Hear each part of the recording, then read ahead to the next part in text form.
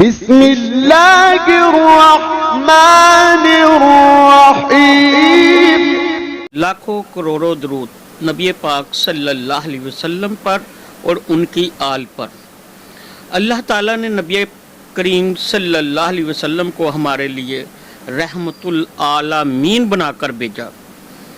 اللہ تعالیٰ نے محبت کی انتہا کر دی اور باقاعدہ اس محبت کی گواہی دی ہے، اہل بیت سے محبت کرنے کا حکم دیا ہے۔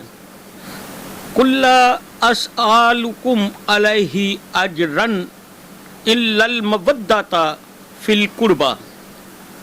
اے میرے محبوب صلی اللہ علیہ وسلم، ان کو کہہ دو، کن کو؟ لوگوں کو، کہ اس تبلیغ و دعوت دینے اور تم کو دولت ایمان عطا کرنے کے صلہ میں میں تم سے مال و دولت طلب نہیں کرتا، البتہ تم کو کلمہ پڑھانے کا اجر تم لوگوں سے یہ مانگتا ہوں کہ میری اہل بیت سے محبت کرو۔ اور اہل بیت کوئی عام نہیں ہے، بلکہ اہل بیت بہت خاص ہیں۔ اہل بیت کیسے بنی ہے؟ اہل بیت کس کو کہا گیا ہے؟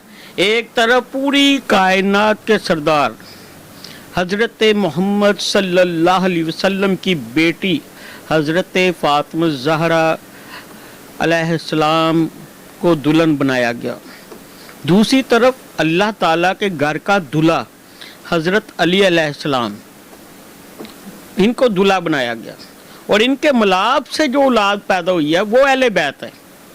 حضرت امام حسن علیہ السلام، حضرت امام حسین علیہ السلام، اب ان کی جو اولاد ہے وہ اہل بیت کہلا رہی ہے۔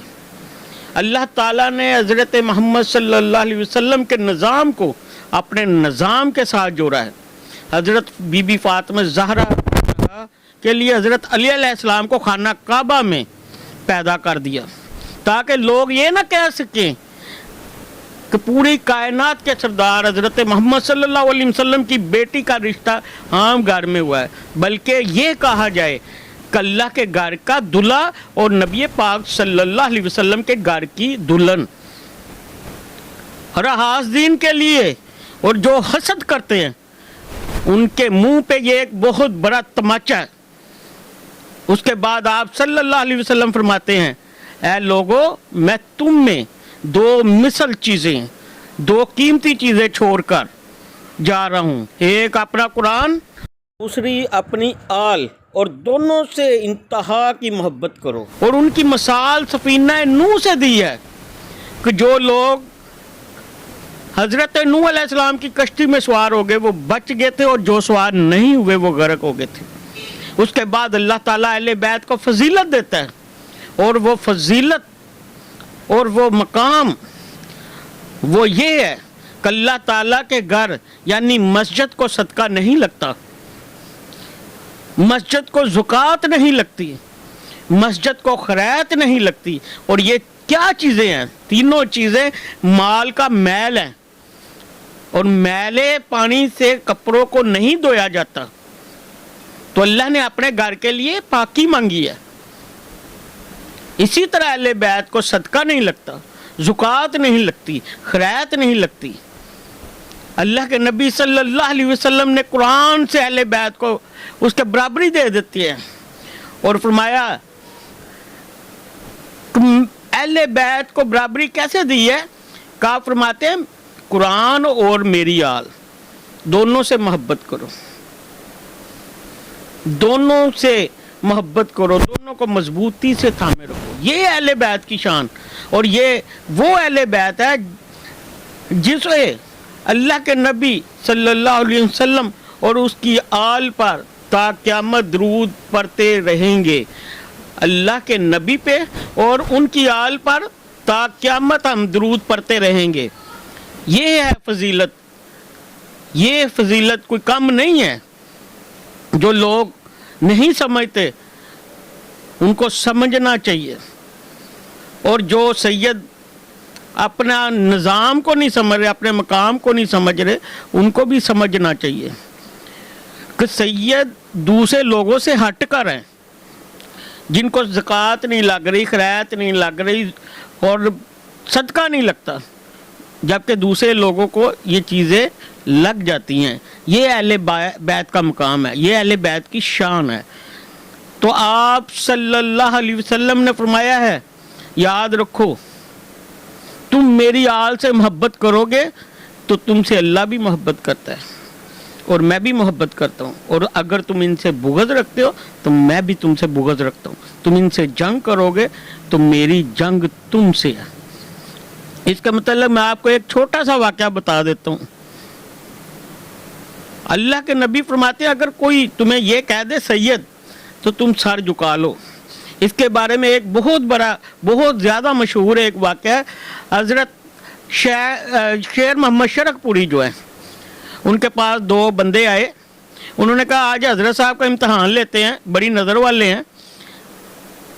तो ये सोचकर उनके दरबार में हाज़िर होते हैं और कहते हैं कि या हज़रत हम जो है ना सैयदज़ादे हैं।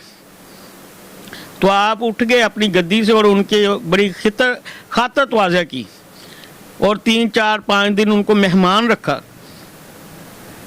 उसके बाद उनको रुखसत किया और उनकी गठरी अपने सर पे रख ली। जब वो जहाँ से सैयद बनने थे वहाँ पहुँचे तो आपने वो गठरी उनको थमा दी और कहा, ये लो भाइयों, यहाँ से तुम लोग सैयद बनने थे। उनको बड़ी नदामत आई। वो ये सोच रहे थे अल्लाह वालों को क्या पता हो, लेकिन अल्लाह वालों ने नबी सल्लल्लाहु अलैहि वसल्लम को के फरमान को मद्देनज़र रखा। कहा आप फरमाते हैं जो सैयद कह दे तो सैयद के सामने गर्दन झुका लो। आपको उसका मकाम दिया गया, उस चीज़ का शेर रुबानी का लक़ब दिया गया। पीर जमात अली शाह साहब मेर अली सरकार ने आपको ये लक़ब दिया। क्यों लक़ब दिया? कहा आपने सैयदों की इज़्ज़त की है, एहतराम किया है। और आप लोग फरमाते हैं कि जब हम बैठते हैं तो शेर रुबानी जो है, शेर मोहम्मद शरकपुरी, ज़मीन में बैठ जाते हैं, सैयद के बराबर नहीं बैठते। और जो उनके मकाम को समझता है अल्लाह ताला उसको मकाम देता है। तो जितनी सैयद से मोहब्बत करेंगे उससे कई गुना अल्लाह ताला तुम्हें अता फरमाएगा। और जबकि हमारे नबी पाक सल्लल्लाहु अलैहि वसल्लम फरमा रहे हैं कि तुम जब सैयद पे एहसान करो वो इसका अजर तुमको नहीं दे सकता, तो उसका अजर मैं तुम्हें दूंगा, मुझसे अजर मांगो।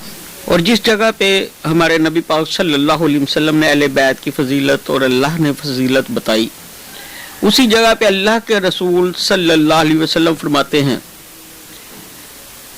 कि लानत है उस शख्स पे मेरे अल्लाह की, लानत है उस शख्स पे मेरे अल्लाह की जिसने नाहक मेरे खून में शामिल होने की कोशिश की। यानी कि वो सैयद नहीं है और फिर वो अपने आप को सैयद कहला रहा है, उस पे जन्नत हराम कर दी गई है। ये अल्लाह के नबी का फरमान है।